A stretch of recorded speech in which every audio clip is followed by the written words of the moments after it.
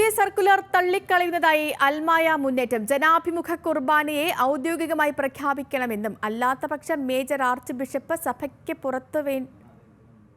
പുറത്ത് വേണ്ടിവരുമെന്നും അൽമായ മുന്നേറ്റം വക്താവ് റിജു കാഞ്ഞുകാരൻ ന്യൂസ് മലയാളത്തോട് പറഞ്ഞു.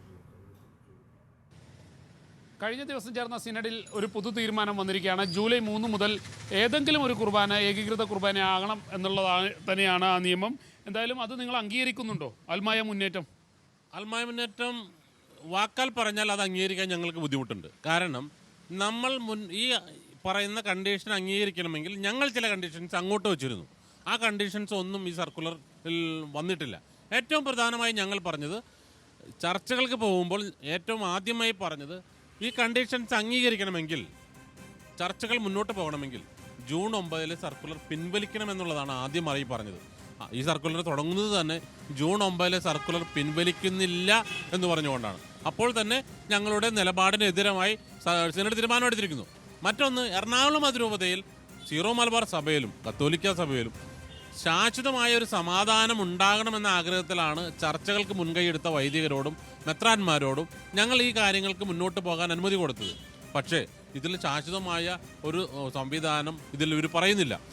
ഓഗസ്റ്റിലെ സിനഡ് വരെ നടത്തുന്ന താൽക്കാലികമായ ഒരു വർക്കിംഗ് അറേഞ്ച്മെൻറ്റ്സ് എന്ന നിലയിലാണ് ഇതിന് മുന്നോട്ട് വെച്ചിട്ടുള്ളത്. അതുകൊണ്ട് തന്നെ ഈ സർക്കുലറിനെ പൂർണ്ണമായി തള്ളിക്കളയുക മാത്രമേ ഞങ്ങളുടെ മുന്നിൽ വഴിയുള്ളൂ. ഇനിയും ഈ വിഷയവുമായി ബന്ധപ്പെട്ട് ചർച്ചകൾ മുന്നോട്ട് പോകണമെങ്കിൽ ഞങ്ങൾ പറഞ്ഞിട്ടുള്ള കണ്ടീഷൻസുമായി സിനഡ് ഏത് സമയത്ത് വന്നാലും ചർച്ചകൾക്ക് ഞങ്ങൾ തയ്യാറാണ്. അതിന് ഞങ്ങൾ വൈദികരും തയ്യാറാണ്. പക്ഷേ ജൂലൈ 3 ശേഷം കുർബാന നടത്തിയില്ലെങ്കിൽ പുറത്തു പോകേണ്ടി വരുമെന്ന് വീണ്ടും സർക്കുലർ ആവർത്തിക്കുന്നുണ്ട്. അതുതന്നെ പറഞ്ഞു, ആ പുറത്തു പോകേണ്ടി വരും എന്നുള്ള നിലപാട് കാനൻ ലോ പ്രകാരം നിലനിൽക്കുന്നില്ല എന്ന് ഈ പറയുന്ന സിനഡിന് തന്നെ അറിയാം. ചെല്ലില്ല എന്നുള്ളത് തീർച്ചയായിട്ടും പുറത്തു പോകേണ്ടി വരും. പുറത്താക്കാൻ പറ്റില്ല എന്ന് ഇവർക്ക് തന്നെ അറിയാം. അതുകൊണ്ടാണ് ഇവർ ഇപ്പോൾ ഈ ചർച്ചയുമായി മുന്നോട്ട് വരുന്നത്. സീറോ മലബാർ സഭയുടെ നിയമപ്രകാരം അല്ലെങ്കിൽ ഓറിയന്റൽ പൗരസ്ത്യ സഭകളുടെ നിയമപ്രകാരം ഇത്തരത്തിൽ കാനൻ ലോ പ്രകാരം പുറത്തു പോകാൻ സാധിക്കില്ല. അല്ല, ഈ സർക്കുലർ ഏതായാലും ഇറക്കിക്കഴിഞ്ഞു. ഈ സർക്കുലർ പ്രകാരം പുറത്തു പോകേണ്ടി വരുമെന്നുള്ളതാണ്. അങ്ങനെയാണെങ്കിൽ ഒരു മെത്രാപ്പൊലീത്ത സഭയുമായി മുന്നോട്ട് പോകേണ്ടി വരുമോ? തീർച്ചയായിട്ടും. ഞങ്ങൾ കഴിഞ്ഞ ദിവസം ഞാൻ പലവട്ടം എല്ലാ മാധ്യമങ്ങളോടും പറഞ്ഞു, നിങ്ങൾ ഞങ്ങളെ പുറത്തു പോയി കഴിഞ്ഞാൽ ഞങ്ങളുടെ കാര്യത്തിൽ പിന്നെ ഇടപെടരുത്. ഞങ്ങൾ വത്തിക്കാൻ്റെ കീഴിൽ, മാർപ്പാപ്പയുടെ കീഴിൽ സ്വതന്ത്ര സഭയായി നിന്നുകൊള്ളാം. അത് ഞങ്ങളുടെ പാസ്റ്റർ കൗൺസിൽ സെക്രട്ടറി മുണ്ടാടനച്ചനും അതേ നിലപാട് മാധ്യമങ്ങളുമായി പങ്കുവെച്ചു കഴിഞ്ഞു.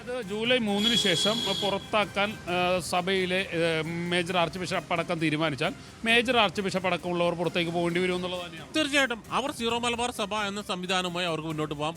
അവർ പുറത്തു പോകും. അവർ ഇപ്പോൾ നിൽക്കുന്നത് സീറോ മലബാർ സഭയിലല്ല. അതാണ് അവർ തിരിച്ചറിയേണ്ടത്. അവർ ഇപ്പോൾ നിൽക്കുന്നത് എറണാകുളം അങ്കമാലി ആർക്കി എപ്പിസ്കോപ്പൽ ചർച്ച് എന്ന് ഒഫീഷ്യലായി വത്തിക്കാൻ്റെ സഭയായ എറണാകുളം സഭയിലാണ് അവർ നിൽക്കുന്നത്. അതിൻ്റെ മേജർ ആർച്ച് ബിഷപ്പാണ് റാഫേൽ തട്ടിൽ. അദ്ദേഹം ഞങ്ങളെ പുറത്താക്കുകയല്ല, അദ്ദേഹത്തിന് സ്വയം ഞങ്ങളിൽ നിന്ന് പുറത്തേക്ക് പോകാം എന്നുള്ളതാണ് ഞങ്ങളുടെ നിലപാട്. സർക്കുലർ പൂർണ്ണമായി തള്ളിക്കളയുന്നു. തീർച്ചയായിട്ടും ഇപ്പോഴത്തെ അവസരം ഈ സർക്കുലർ ഞങ്ങൾ പൂർണ്ണമായി തള്ളിക്കളയാണ്. ഇത് മുഴുവൻ വൈരുദ്ധ്യങ്ങളാണ്. ഇതിൽ പറഞ്ഞിട്ടുള്ള കാര്യങ്ങൾ എറണാകുളം അതിരൂപതയ്ക്ക് ഒരു വിശ്വാസിക്കും ഒരു ഇടവകയ്ക്കും അംഗീകരിക്കാൻ പറ്റുന്നതല്ല. ഇവിടുത്തെ പള്ളികളിൽ സ്പെഷ്യൽ മാസമായിട്ട് ലത്തിൻ മാസം നടക്കാറുണ്ട്, മലങ്കര മാസം നടക്കാറുണ്ട്, യാക്കോബോയ മാസം നടക്കാറുണ്ട്. ആ തരത്തിൽ ഇടവക സമിതികളും വൈദികരും അംഗീകരിച്ചാൽ സ്പെഷ്യൽ മാസമായിട്ട് ഞായറാഴ്ചകളിൽ സിനഡൽ മാസം നടത്താൻ ഞങ്ങൾ തയ്യാറാണ്. പക്ഷേ എറണാകുളം അതിരൂപതയിൽ ജനാഭിമുഖ കുർബാന ഔദ്യോഗികമാണെന്ന് അംഗീകരിക്കണം. അതുതന്നെയാണ്. എന്തായാലും ജനാഭിമുഖ കുർബാന ഔദ്യോഗികമായി അംഗീകരിക്കാതെ ഈ സർക്കുലർ അംഗീകരിക്കില്ല എന്നുള്ളൊരു നിലപാടിലാണ് അൽമായ മുന്നേറ്റം എത്തിയിരിക്കുന്നത്.